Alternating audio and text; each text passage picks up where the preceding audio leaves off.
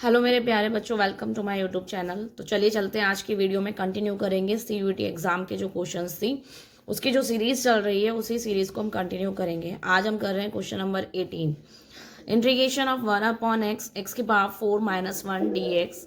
ये चार हमारे पास ऑप्शन दिए हुए हैं। अब हम इसका इंटीग्रेशन सॉल्व करते हैं। तो बच्चों, इस टाइप का जो इंटीग्रेशन होता है इसको सॉल्व किस तरीके से करते हैं। आई इक्वल टू कितना हो गया 1 में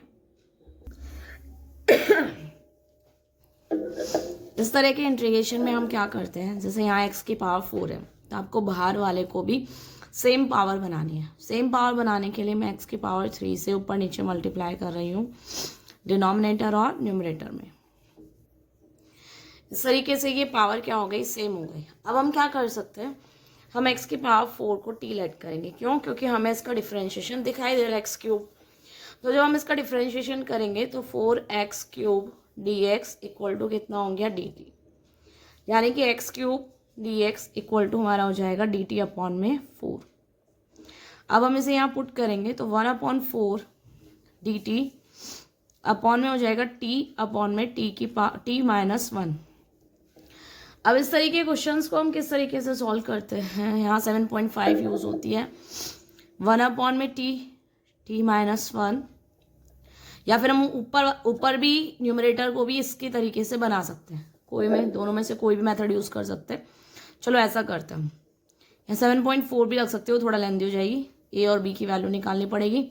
मैं यहाँ क्या कर रही हूँ, मेरा ऊपर यहाँ 1 ऑलरेडी है, 1 लिखा हुआ है ना। तो हमने एक बार टी को ऐड किया, टी को एक बार सब्ट्रैक्ट कर दिया, नीचे जैसा बनाएंगे जैसा डिनोमिनेटर में है।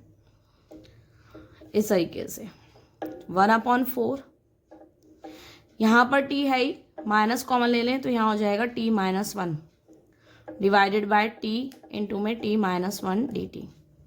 अब बच्चों, जब आप इसमें सेपरेट डिवाइड दोगे तो 1/4 जब हम t में डिवाइड देंगे तो यहाँ हमारे पास बचेगा 1/t -1, और जब यहाँ डिवाइड देंगे तो यहाँ 1 हमारा बचेगा t dt। इसका इंटीग्रेशन log t -1 और इसका इंटीग्रेशन क्या हो जाएगा हमारा log t, यानी कि 1/4 log t -1 और माइनस कितना हो गया हमारा log t। log की हम प्रॉपर्टी यूज कर सकते हैं, log a upon log b कितना हो जाएगा log a minus log b। और लास्ट में जब हम t की वैल्यू पुट कर देंगे तो t की वैल्यू मैंने कितना लेट किया था, t को x की पावर 4। इंटीग्रेशन करते ही यहाँ प्लस c कांस्टेंट है वो यहाँ यूज करेंगे। तो ये हमारे इस क्वेश्चन का आंसर हो गया। ऑप्शन 20 का करेक्ट आंसर है 1/4 log x की पावर 4 -1 अपॉन में x की पावर 4। नेक्स्ट क्वेश्चन है हमारे पास, इंटीग्रेशन ऑफ e की पावर 3 log x की power 4 +1 inverse dx is. 4 option हमें गिवन है। इसे कैसे सॉल्व करेंगे बच्चों, log में जो पावर आके है हम ऊपर ले जाते हैं, ठीक है। इसको इस तरीके से लिखेंगे e log x क्यूब, और ये हमारा x की power 4 +1 inverse dx। e log की वैल्यू हमेशा 1 होती है, यानी हमारे पास हो जाएगा x क्यूब अपॉन में x की पावर 4 +1 dx। ये जो इनवर्स वाली टर्म है मैं इसको नीचे ले गई। अब हम यहाँ आराम से इजिली लेट कर सकते हैं, x की पावर 4 +1 दोनों को t लेट कर लिया मैंने यहाँ पर, तो 4x cube dx equal to कितना हो जाएगा dt। x cube dx equal to कितना हो गया dt अपॉन में 4, यानी कि 1/4 dt अपॉन में t। It means 1/4 log t plus c। It means 1/4 log t की प्लेस पे x की पावर 4 +1 प्लस c। ये हमारा आंसर हो गया, यानी कि ऑप्शन 20 का करेक्ट आंसर है। आज थोड़ी तबीयत ठीक नहीं है, आवाज़ सही नहीं आ रही होगी। क्वेश्चन नंबर नेक्स्ट है हमारा 20, इफ 2x² + 3 अपॉन में x² -1 x² -4 dx equal to log x -2 upon x + 2 की पावर a x + 1 x - 1 की whole power b + c। Then find the value of a and b are। 4 option हमें given है। अब इसका हम solution करें तो हम इसका इंटीग्रेशन निकालते हैं।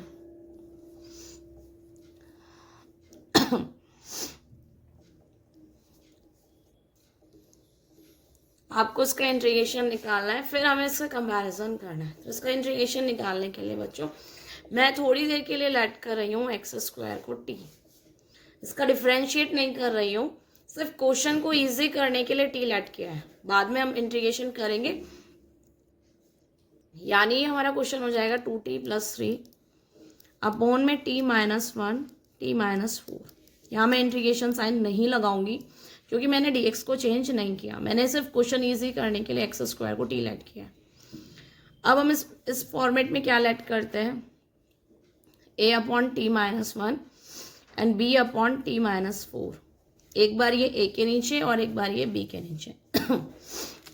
अब हम यहाँ एलशियम लेंगे, तो 2t + 3, यहाँ जब एलशियम लोगे तो a t - 4 एंड b के साथ आ जाएगा t - 1, और जो इसका एलशियम है वो इसके नीचे से कैंसिल हो जाएगा डिनोमिनेटर से, ठीक है, वो मैंने नहीं लिखा।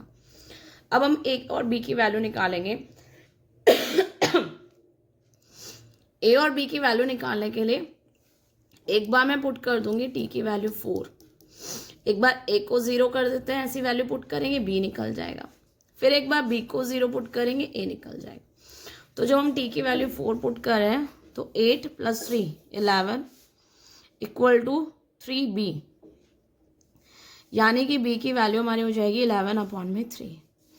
और जब मैं एक बार पुट कर देती हूँ t की वैल्यू 1, यानी कि 3 + 2 5 = जब t की वैल्यू 1 पुट करी है तो -3 है, यानी कि a की जो वैल्यू आएगी वो आएगी हमारी -5/3। अब मैं, यानी कि ये जो मेरा क्वेश्चन है इसकी जगह हम ये पुट करेंगे, इसकी प्लेस पे मैं ये पुट कर सकती हूँ और लास्ट में फाइनल यहाँ पुट करूँगी। मेरा कहने का मतलब ये है कि जो मेरा 2t + 3 जो मैंने अज्यूम किया t - 1 t - 4 = ये वाली value a upon this, a means -5/3 divided by t - 1 and b हो गया 11/3 डिवाइडेड बाय t - 4। अब हम इंटीग्रेशन करते हैं जो मेरा क्वेश्चन है। तो मैंने सिर्फ t के जगह मुझे कितना पुट करना है, एक्स स्क्वायर पुट कर दूँ ना, तो यानी मेरा जो इंटीग्रेशन है वो कितना हो जाएगा -5/3 x square -1 plus 11/3 x square -4। अब इंटीग्रेशन dx, t के इंटीग्रेशन करने से पहले t की वैल्यू पुट होगी क्योंकि मैंने t को वेरिएबल चेंज नहीं किया, मैंने डिफरेंशिएट नहीं किया है, dx है x के रेस्पेक्ट में ही करेंगे। अब बच्चों यहाँ इंटीग्रेशन करें तो जो फॉर्मूला होता है हमारा 1/x² - a² dx अपॉन, इसका जो फॉर्मूला होता है वो होता है 1/2a log x - a x + a, ये इसका फॉर्मूला होता है। तो हम इसकी हेल्प से क्वेश्चन को सॉल्व करेंगे। तो -5/3 कांस्टेंट है बाहर, 1/2a यानी कि 1/2, a तो हमारा कितना है 1 ही है, log x - 1 अपॉन में कितना हो जाएगा x + 1, फिर प्लस 11/3 इंटू में वो कांस्टेंट है ना बाहर आ गया 1/2a। तो a अगर आप देखोगे तो यहाँ a हमारा 4 जो है वो 2 का स्क्वायर है, तो 2 2 से कितना हो गया 4, इंटू में log कितना हो जाएगा x - 2, a हमारा x - 2 और x प्लस कितना हो गया 2। अब अगर हम क्वेश्चन में देखें तो यहाँ x - 2 अपॉन में x + 2 है, x - 2 अपॉन में x + 2 है। फिर आप देखोगे तो यहाँ x + 1 है लेकिन हमारा x - 1 है, तो मैं माइनस ऊपर ले जाऊंगी, अभी मैं इसको सॉल्व करती हूँ। तो ये -5/6 हो जाएगा और यहाँ 11 अपॉन में कितना आ जाएगा 12, यानी जो क्वेश्चन है हमारा वो बन जाएगा -5/6 log x - 1 अपॉन में x + 1, वो मैंने मल्टीप्लाई किया ओनली, और 11/12 log x - 2 अपॉन में x + 2 प्लस c। वो यहाँ इंटीग्रेशन किया था वो यहाँ भी c आ जाएगा। अब बच्चों अगर हम देखें तो यहाँ लॉग की प्रॉपर्टी लगाई हुई है, लेकिन यहाँ -2 है और यहाँ +1 है, लॉग की प्रॉपर्टीज़ है। तो हम भी लॉग की प्रॉपर्टी लगाएं, पहले आगे जो लॉग के पावर है उसको ऊपर ले जाएं। तो ये हो जाएगा लॉग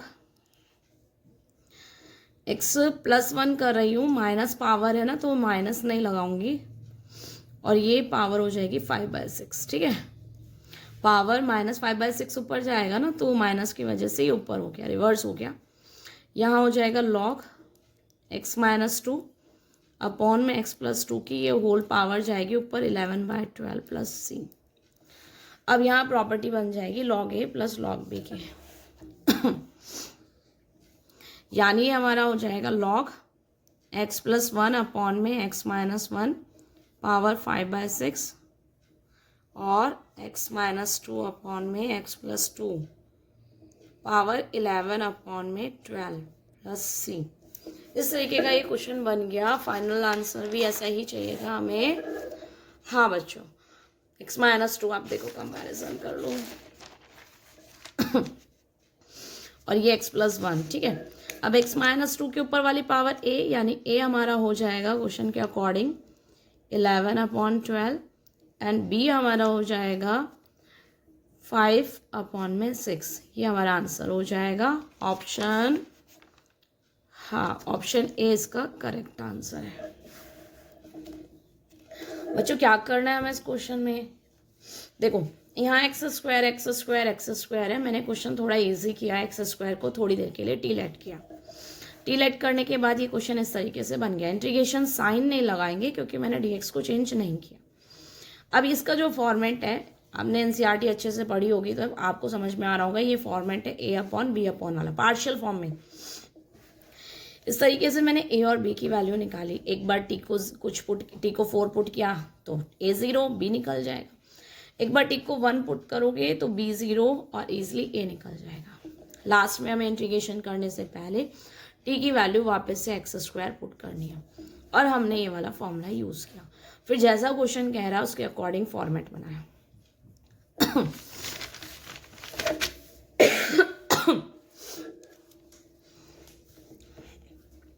इस तरीके से यहाँ पर x +1 चाहिए था, जब पावर तो ऊपर जाएगी, लेकिन वो माइनस की वजह से मैंने इसको ऊपर नीचे कर दिया, चेंज कर दिया।